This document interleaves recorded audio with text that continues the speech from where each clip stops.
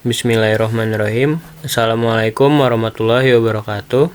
Perkenalkan, nama saya Muhammad Fasyakilah, NIM 1187751.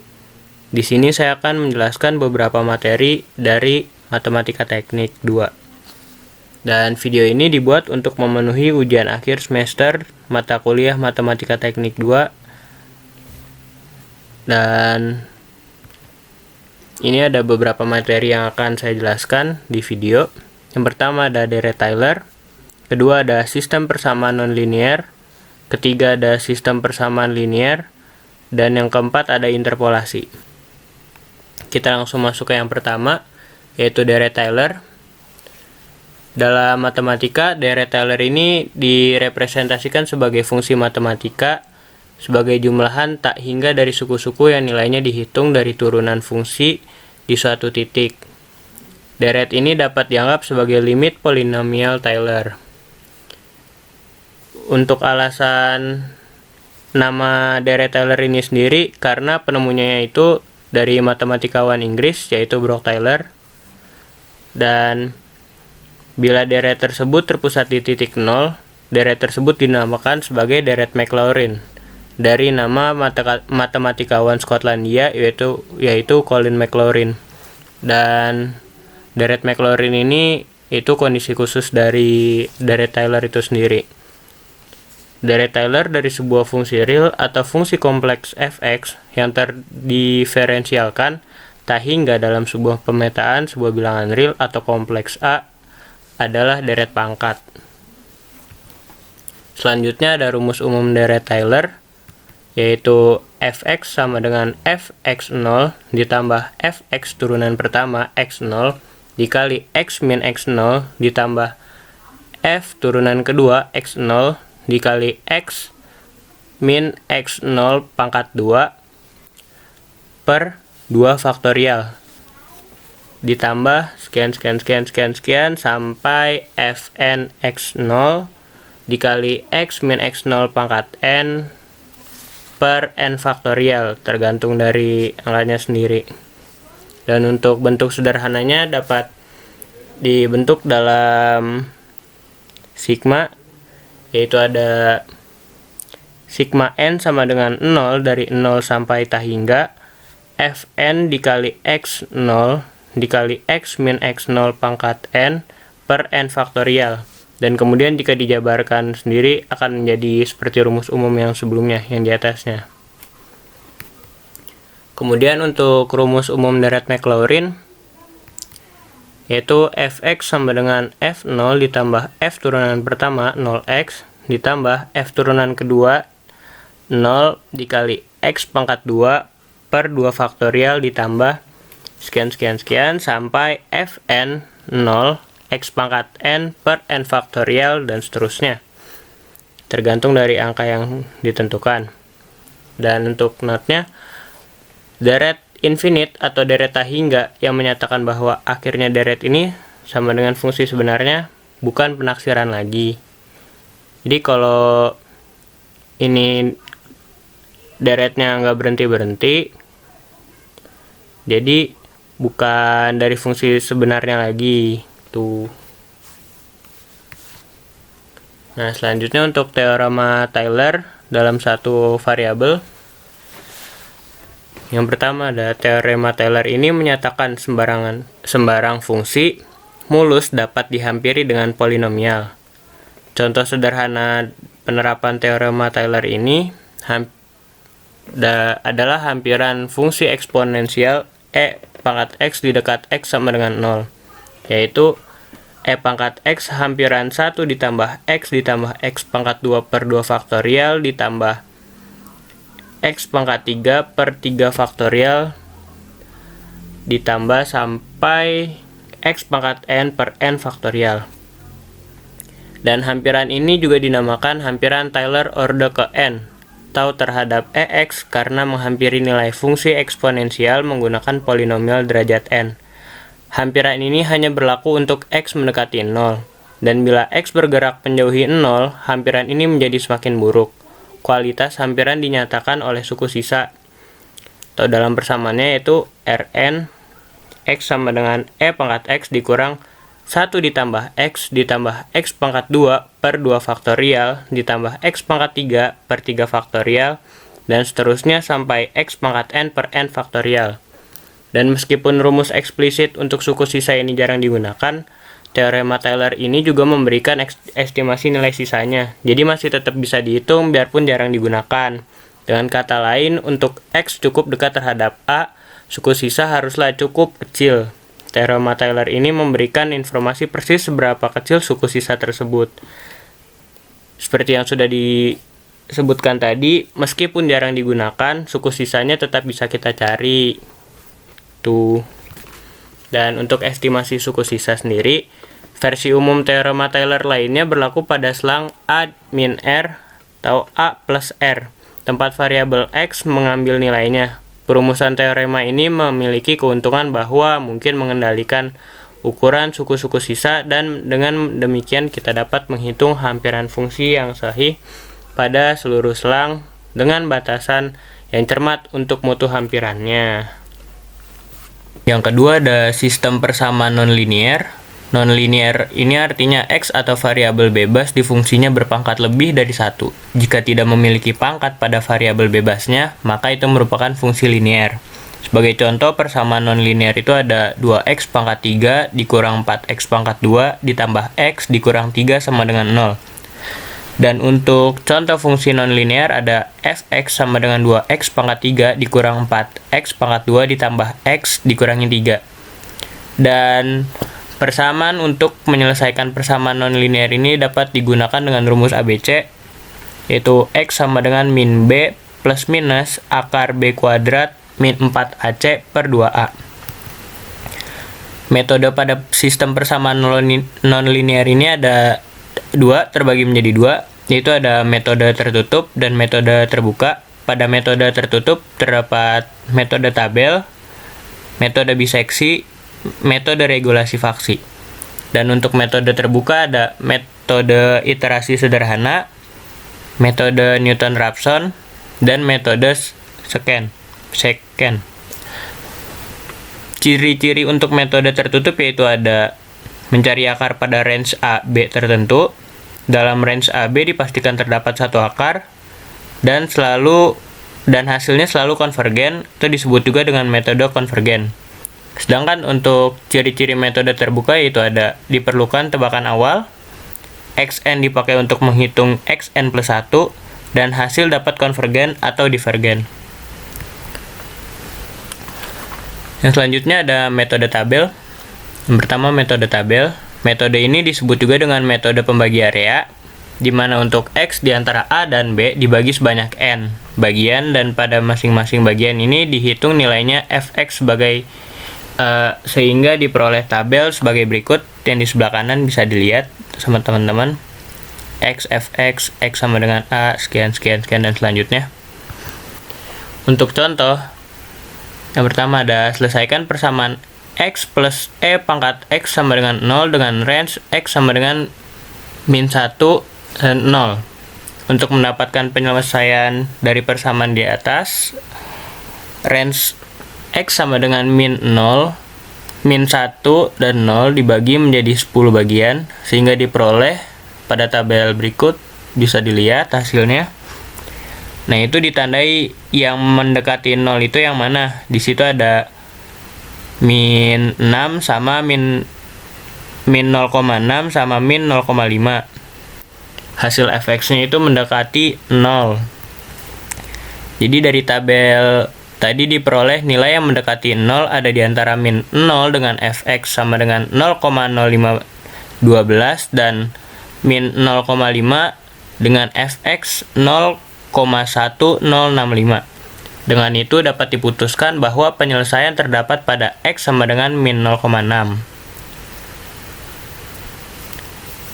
Dan bila pada range X sama dengan min 0,6 dan min 0,5 dibagi 10, maka diperoleh fx terdekat dengan nilai 0 pada X sama dengan min 0,5 dengan fx sama dengan 0,00447.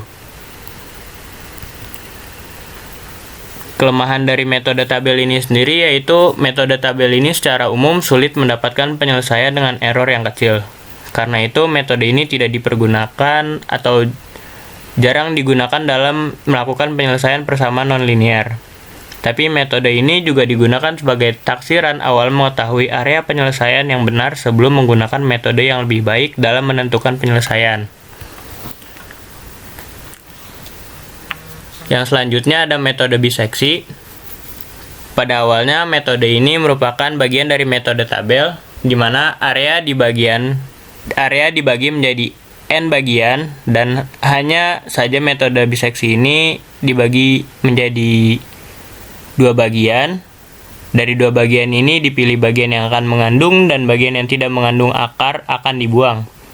Hal ini dilakukan berulang kali hingga diperoleh akar persamaan. Beberapa hal yang perlu diperhatikan dalam metode biseksi ini ada fungsi harus kontinu pada interval xn dan xn plus 1. Menentukan xn dan xn plus 1 dapat diperoleh dengan membuat grafik fungsinya. Nilai toleransi atau error dapat ditentukan oleh pengguna ataupun didasarkan pada bidang ilmu dari permasalahan yang diselesaikan. Nah, untuk kelebihan dan kekurangannya itu sendiri kelebihannya ada selalu berhasil menemukan akar atau solusi yang dicari, atau dengan kata lain selalu konvergen. Jadi hasilnya selalu didapatin. Dan kekurangannya itu sendiri ada metode ini hanya dapat dilakukan apabila ada akar persamaan pada interval yang diberikan. Dan jika beberapa akar pada interval yang diberikan, maka hanya ada satu akar yang dapat ditemukan.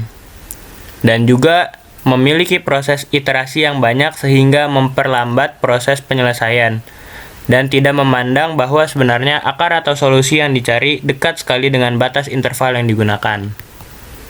Sebagai contoh, tentukan solusi dari persamaan nonlinear y sama dengan x3 min 7x plus 1 dengan error 0,005. Langkah pertama untuk penyelesaiannya yaitu ada membuat grafik dari y sama dengan x3 min 7x plus 1 untuk memperoleh batas interval xn dan xn plus 1. Dengan program mapel diperoleh grafik yang tadi pada gambar di sebelah kanan, solusi x-aks. Nah, didapatin gambarnya seperti itu grafiknya. Terlihat pada grafik bahwa solusi dari y sama dengan x3 min 7x plus 1 ada pada interval 2,5 dan 2,6 yang sudah dilingkari pada gambarnya. Maka digunakan xn sama dengan 2,5 dan xn plus 1 sama dengan 2,6. Langkah selanjutnya, hitung nilai fxn plus 1, xmid sama dengan xn plus 1 plus xn per 2 dan fxmid. Jadi dihitung dengan tabel nomor 1 ini didapati sebagai berikut bahwa fx sama dengan x pangkat 3 min 7x plus 1 dan fxn sama dengan f2,5 sama dengan 2,5 pangkat 3 dikurang 7 kali 2,5 plus 1 dan hasilnya yaitu 0,0875. Untuk fxn plus 1 yaitu ada f dikali 2,6 sama dengan 2,6 pangkat 3 dikurang 7 kali 2,6 ditambah 1 sama dengan 0,376. Dan untuk xmid-nya itu sendiri langsung dimasukin angkanya. Jadi dapetin 2,5 ditambah 2,6 dibagi 2, hasilnya 2,55. Dan fxmid-nya itu f 2,55 sama dengan 2,55 pangkat 3 dikurang 7 dikali 2,55 ditambah 1. Hasilnya min 0,269. Grafiknya bisa dilihat pada bagian kanan bawah. Langkah selanjutnya, apakah fxn dan fxmid memiliki tanda yang sama? Jadi dicek lagi tandanya. Jika memiliki tanda yang sama, maka xmin menggantikan xn, dan jika tidak memiliki tanda yang sama, xmin menggantikan xn plus 1. Jadi dapat lihat dari tabel 1 tadi, yang ini, bahwa fxn sama dengan min 0,875 dan fxmid sama dengan min 0,269. Jadi mereka memiliki tanda yang sama, maka xmid menggantikan xn. Untuk tabel keduanya bisa dilihat lagi, karena memiliki tanda yang sama, jadi tinggal dimasukin aja angkanya, tinggal ditukar. Nah, untuk langkah keempat, apakah fxmid mutlak kurang dari 0,005? Jika ya, maka xmid sama dengan 2,55 merupakan solusi dari persamaan nonlinear. Jika tidak, langkah keduanya diulangi dengan xn sama dengan 2,55 dan xn plus 1 sama dengan 2,6. Karena fxmid mutlak sama dengan 0,269 lebih besar dari 0,005, maka langkahnya perlu diulangi, langkah keduanya, sehingga diperoleh hasil sebagai berikut yang di sebelah kanan, pada tabel sebelah kanan, perhitungannya. Dan dapat dihasilkan fxmid mutlak sama dengan 0,003 kurang dari 0,005.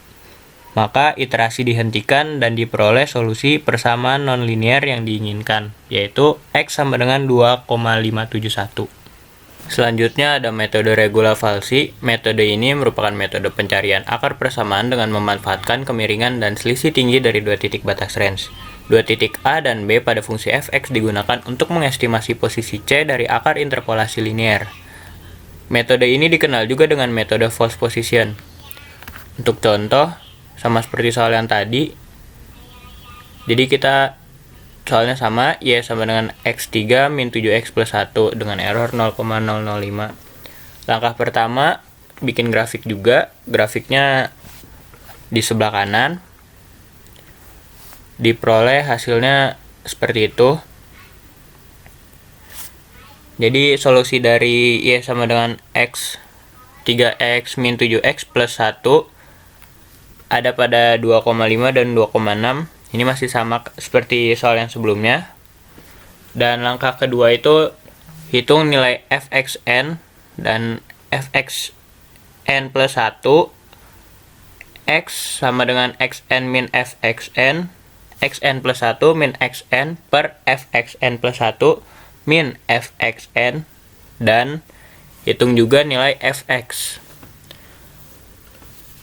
Dari yang tadi dapat dicari, sehingga menghasilkan fx sama dengan x pangkat 3 min 7x plus 1, fxn sama dengan f 2,5 sama dengan 2,5 pangkat 3 dikurangi 7 dikali 2,5 ditambah 1, sehingga menghasilkan min 0,875. Untuk fxn plus 1 sama dengan f 2,6 sama dengan f 2,6 pangkat 3 dikurangi 7 dikali 2,6 ditambah 1, hasilnya 0,376. X sama dengan 2,5 dikurangi min 0,875 dikali 2,6 dikurangi 2,5 per 0,375 dikurangi min 0,875, hasilnya 2,57. Dan untuk fx nilainya tinggal dimasukin aja x yang tadi, f 2,57 sama dengan 2,57 pangkat 3 dikurangi 7 dikali 2,57 ditambah 1, hasilnya min 0,015. Dan untuk langkah ketiga, apakah fxn dan fx memiliki tanda yang sama? Jika tandanya sama, maka x menggantikan xn, dan jika berbeda, maka x menggantikan xn plus 1. Jadi pada tabel 1 yang ini ditemukan bahwa fxn sama dengan min 0,875 dan fx sama dengan min 0,15 memiliki tanda yang sama. Maka x sama dengan 2,57 menggantikan xn 2,5. Tabel keduanya bisa dilihat, jadi langsung dipindahin aja. Langkah keempat, apakah fx mutlak kurang dari sama dengan 0,005? Jika iya, maka x sama dengan 2,57 merupakan solusi dari persamaan nonlinear. Jika tidak, langkah kedua diulangi dengan xn sama dengan 2,57 dan xn plus 1 sama dengan 2,6. Karena fx mid mutlak hasilnya 0,015 lebih dari 0,05, maka langkah kedua diulangi sehingga diperoleh sebagai hasilnya pada tabel ketiga dan didapatkan hasil fx mid mutlak sama dengan 0,003 kurang dari sama dengan 0,005, maka iterasi dihentikan dan diperoleh solusi persamaan nonlinear yang diinginkan, yaitu x sama dengan 2,571.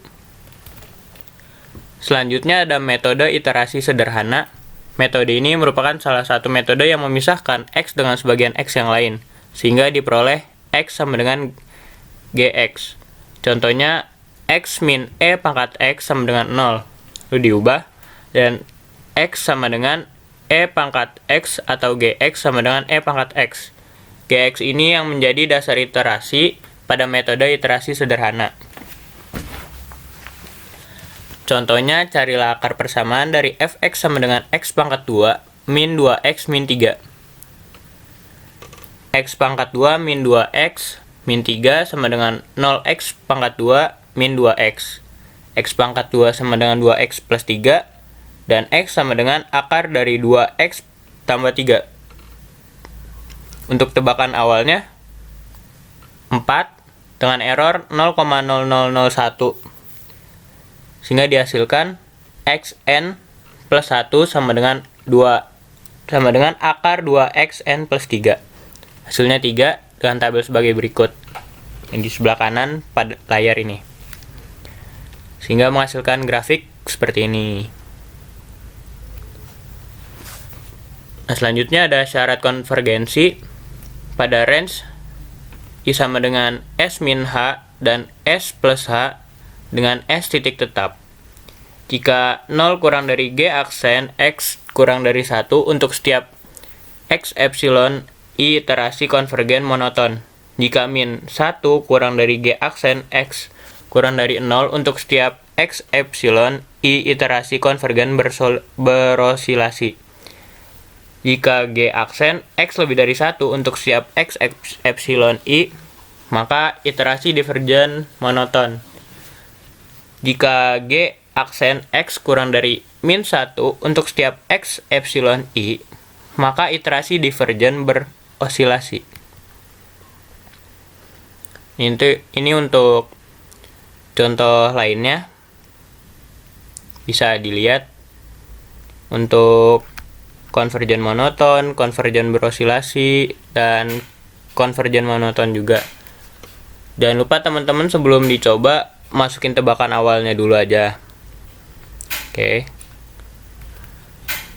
Selanjutnya ada metode Newton-Raphson. Algoritmanya bisa dilihat. Oke, dimulai pilih xn yang cocok, kemudian cari xn plus 1, fxn plus 1, dan xn plus 1 sama dengan xn min fxn per f aksen xn. Selanjutnya, apakah fxn plus 1 mutlak kurang dari sama dengan epsilon? Jika iya, maka itu hasilnya, dan jika tidak, xn sama dengan xn plus 1, diulangi lagi langkah yang sebelumnya. Cari xn plus 1, fxn plus 1, dengan xn plus 1 sama dengan xn min fxn per f aksen xn. Dan begitu terus sampai hasilnya sesuai dengan fxn plus 1 mutlak kurang dari sama dengan epsilon. Untuk kelebihannya sendiri, konvergensi yang dihasilkan lebih cepat, dan kekurangannya tidak selalu menemukan akar atau divergen. Kemungkinan sulit dalam mencari f aksen xn, dan penetapan harga awal xn yang sulit. Contoh, soalnya sama juga seperti yang sebelumnya. Y sama dengan x3 min 7x plus 1, namun dengan error 0,03. Langkah penyelesaian yang pertama, menentukan nilai awal xn. Misalkan dipilih xn sama dengan 2,5, langkah keduanya hitung xn plus 1, xn plus 1, dan xn plus 1 sama dengan xn min fxn per f aksen xn. Langsung dicari, hasilnya bisa dilihat pada tabel 1.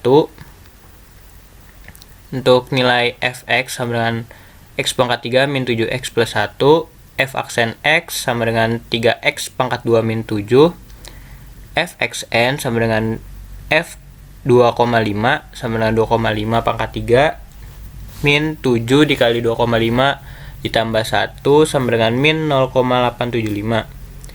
F aksen x sama dengan 3 dikali 2,5 pangkat 2 dikurangi 7, hasilnya 11,75. Dan untuk xn plus 1 hasilnya 2,5 dikurangi min 0,875 per 11,75 sama dengan 2,574. Dan fxn plus 1 dimasukin angka xn plus 1 nya, jadi 2,574 pangkat 3 dikurangi 7 dikali 2,574 ditambah 1, hasilnya 0,04. Angka ketiga, apakah fxn plus 1 mutlak kurang dari 0,03? Jika iya, maka xn plus 1 sama dengan 2,574 merupakan solusinya. Jika tidak, ulangi langkah kedua dengan xn sama dengan 2,574. Karena fxn plus 1 mutlak sama dengan 0,04 lebih dari 0,03, maka langkah kedua diulangi sehingga diperoleh hasilnya sebagai berikut yang ada di gambar di pojok kiri. Dan dapat dipastikan bahwa fxn plus 1 mutlak sama dengan 0,02 kurang dari 0,03, maka iterasi dihentikan dan diperoleh solusi persamaan nonlinear yang diinginkan, yaitu x sama dengan 2,573. Selanjutnya ada metode scan. Disebut juga metode interpolasi linear. Dalam prosesnya tidak dilakukan penjepitan akar x0, x1, tidak harus mengandung akar yang dicari, sehingga fx0 dan fx1 bisa bertanda sama atau memiliki tanda yang sama. Mencari x2 yaitu dengan x2 sama dengan x1 dikurangi fx1 dikali x0 min x1 per fx0 min fx1. Untuk iterasi berikutnya akan diperoleh interval baru yaitu x0 dan x1 dengan cara pergeseran x0 geser kiri x1 dan x1 x2. Iterasi berlangsung sampai batas maksimum atau sampai dipenuhinya batas toleransi atau T. Untuk contoh, soalnya masih sama. Dengan penyelesaian langkah pertama menentukan x1 dan x0, maka dipilih x1 sama dengan 2,5 dan x0 sama dengan 2,3. Langkah selanjutnya, hitung fx0, fx1, x2, dan fx2 sehingga diperoleh pada tabel 1 sebelah kanan. Fx sama dengan x pangkat 3 min 7x plus 1, fx0 sama dengan 2,3 pangkat 3 dikurangi 7 kali 2,3 ditambah 1, hasilnya min 2,933. Untuk fx1 sama dengan 2,5 pangkat 3 dikurangi 7 dikali 2,5 ditambah 1 sama dengan 0,875. Dan untuk x2 nya 2,5 dikurangi min 0,875 dikali 2,3 min 2,5 per min 2,933 dikurangi min 0,875, hasilnya 2,585. Dan untuk fx2 tinggal dimasukin aja nilai x2 nya tadi, jadi 2,585 pangkat 3 dikurangi 7 dikali 2,585 ditambah 1, hasilnya 0,18. Angka ketiga, apakah fx mutlak kurang dari sama dengan 0,03? Jika iya, maka X2 sama dengan 2,585 merupakan solusinya. Dan jika tidak, ulangi langkah kedua dengan X1 menjadi X0 dan X2 menjadi X1. Dikarenakan fx2 mutlak sama dengan 0,18 dan lebih dari 0,03, maka langkah kedua diulangi dan diperoleh hasilnya seperti pada tabel kedua. Dan fx2 mutlak sama dengan 0,015 kurang dari sama dengan 0,03, maka iterasi dihentikan dan diperoleh solusi persamaan nonlinear yang diinginkan, yaitu 2,57. Materi ketiga ada sistem persamaan linear. Sistem persamaan linear ini seringkali ditemui dalam hitung-hitungan teknik, terlebih lagi ketika berurusan dengan penyelesaian persamaan diferensial parsial. Sistem persamaan linear ini melibatkan n persamaan dengan n variabel xi yang harus ditentukan nilainya. Secara umum, penyelesaian sistem persamaan linear itu ada dua. Yang pertama ada metode eliminasi yang dibagi menjadi tiga, yaitu ada Gauss-Jordan, dan dekomposisi LU. Yang kedua ada metode iterasi yang dibagi menjadi dua dengan Jacobi dan Gauss-Seidel. Dan yang akan dipelajari untuk kali ini ada dua metode. Yang pertama metode eliminasi Gauss dan metode dekomposisi LU. Eliminasi Gauss ini sendiri merupakan sebuah cara untuk mencari penyelesaian sistem persamaan linear. Dengan ide dasar dari eliminasi Gauss adalah melakukan operasi matematika pada baris matriks dan melanjutkannya sampai hanya tersisa satu variabel saja. Kita dapat melakukan lebih dari satu operasi baris elementer pada proses eliminasi ini. Sebagai contoh, mengalihkan sebuah baris dengan konstanta dan menjumlahkan hasilnya pada baris yang lain. Eliminasi Gauss bisa dilihat dari kiri, lalu di forward elimination, dan selanjutnya back substitution dibalikin lagi. Dan untuk dekomposisi LU, metode ini menguraikan matriks non-singular A menjadi matriks segitiga bawah L atau lower dan matriks segitiga atas U atau upper. Secara umum, langkah ini menghitung solusi SPL atau sistem persamaan linear dengan dekomposisi LU dapat diringkas sebagai berikut. Yang pertama, bentuklah matriks L dan U dari A. Pecahkan LY sama dengan B, lalu hitung Y dengan teknik penyulihan maju. Kemudian pecahkan UX sama dengan Y, lalu hitung X dengan teknik penyulihan mundur. Matriks A dari SPAL didekomposisi atau difaktorisasi dengan matriks-matriks segitiga bawah L dan segitiga atas U demikian rupa sehingga identitasnya adalah A sama dengan L kali U atau A sama dengan L kali U. Untuk algoritma dekomposisi LU, yang pertama masukkan matriks A dan vektor B beserta ukurannya N.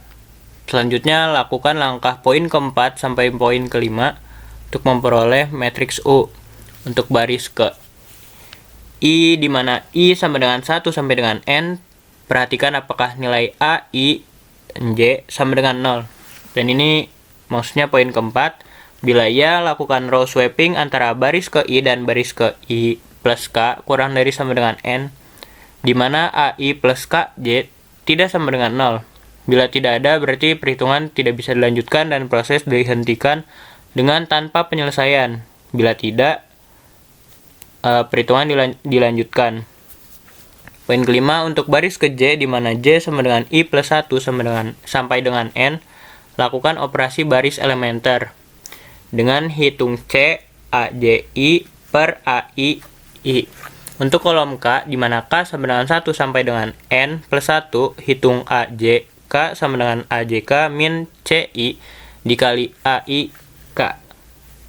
Dan keenam, lakukan poin ke-7 sampai poin ke-9 untuk memperoleh matriks L. Untuk diagonal matriks L, isikan dengan nilai 1 dan elemen di atas diagonal ini dengan nilai 0. Untuk elemen di bawah diagonal, isikan dengan faktor pengali operasi baris elementer matriks U. Lakukan proses forward substitution menggunakan persamaan TI sama dengan BI min sigma J sama dengan 1 sampai I min 1 LI JTI. Untuk memperoleh nilai vektor T, lakukan yang terakhir, lakukan backward substitution menggunakan persamaan yang di bawah. Xn sama dengan dn per cm dikali n. Sehingga xn min 1 sama dengan 1 per cm min 1n min 1 dikali dn min 1 dikurang cm dikurangi 1 dikali n xn, dan seterusnya. Untuk materi keempat, yang terakhir, yaitu ada interpolasi. Materi ini merupakan salah satu teknik mencari harga suatu fungsi pada suatu titik antara dua titik yang nilai fungsi pada kedua titik tersebut sudah diketahui. Interpolasi ini sendiri terbagi menjadi beberapa jenis yang berdasarkan fungsi dan cara penginterpolasiannya. Macam-macam interpolasinya yaitu ada interpolasi linear, interpolasi kuadratik, interpolasi beda terbagi Newton, dan interpolasi Lagrange. Untuk yang pertama, interpolasi linear, yaitu cara mendapatkan nilai di antara dua data berdasarkan persamaan linear. Interpolasi ini merupakan metode untuk menentukan nilai fungsi persamaan linear berdasarkan hukum kesebandingan. Sebagai berikut, gambarnya bisa dilihat. Untuk penjelasannya, perbandingan antara jarak x min x1 dengan x2 min x1 sama dengan perbandingan jarak y dikurangi y1 dengan y2 dikurangi y1. Melalui persamaan tersebut, maka untuk setiap titik di antara dua titik mempunyai hubungan linear, sehingga bisa ditentukan menggunakan rumus interpolasi linear. Kedua ada interpolasi kuadratik, menggunakan fungsi pendekatan kuadrat, dan merupakan pengembangan dari interpolasi linear dengan menggunakan tiga titik, yaitu x0, y0, x1, y1, dan x2, y2, yang berada paling dekat dengan nilai x. Nilai y pada sebuah nilai x adalah y sama dengan b0 ditambah b1 dikali x min x0 ditambah b2 x min x0 dikali x min x1, di mana b0 sama dengan y0, b1 sama dengan y1 min y0 per x1 min x0, dan c1 sama dengan y2 min y1 per x2 min x1, dan b2 sama dengan c1 min b1 per x2 min x0. Untuk contoh, diketahui datanya pada tabel x dan y.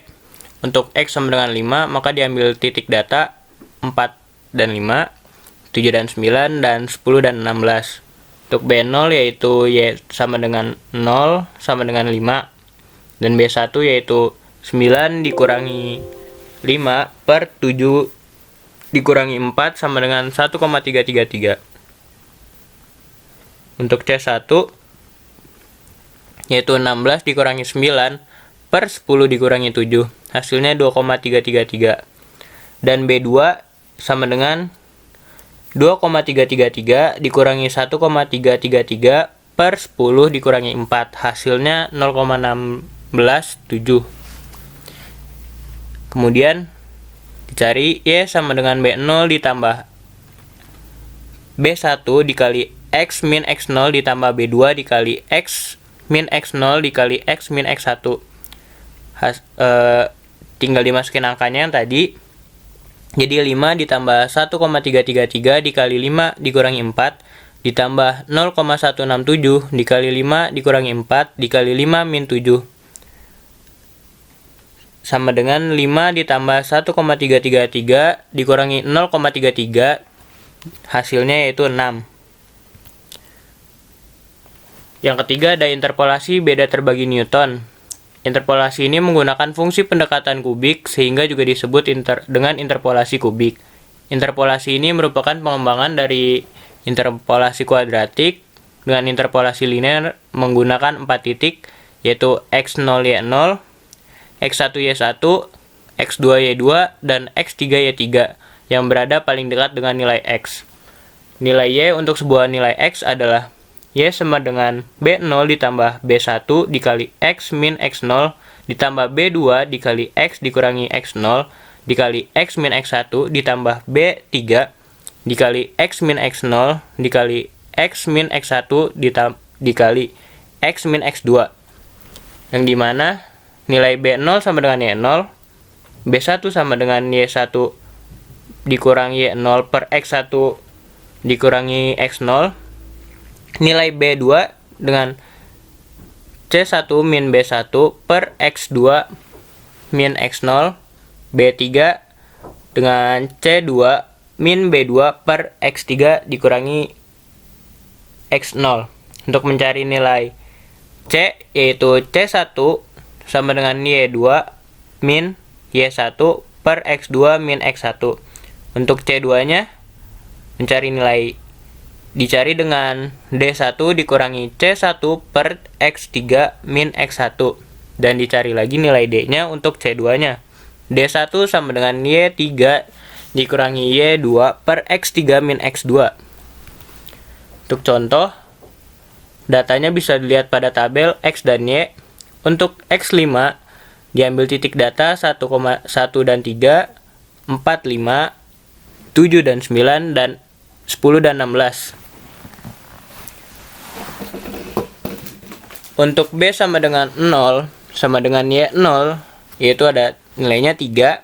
Dan untuk B1, dimasuki angkanya 5 dikurangi 3 per 4 dikurangi 1. Hasilnya 0,667.